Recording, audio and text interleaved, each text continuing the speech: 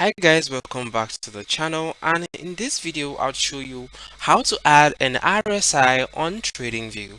So the first step is to open your TradingView chart. Once you have your TradingView chart opened up, you can add your RSI by clicking on the top right left section where it says indicators. Once you click on indicators, then you'd have the option to enter the indicator that you want to add. However, before you add the indicator, make sure that you selected technicals. Okay, so once you select technicals, then you type in RSI, which is also relative strength index. So once you type RSI, you just click on the RSI and then remove this, and you can see the RSI has been added to your chart. Okay, so that's how to add an RSI on TradingView, and this basically tells you when the market is overbought or oversold.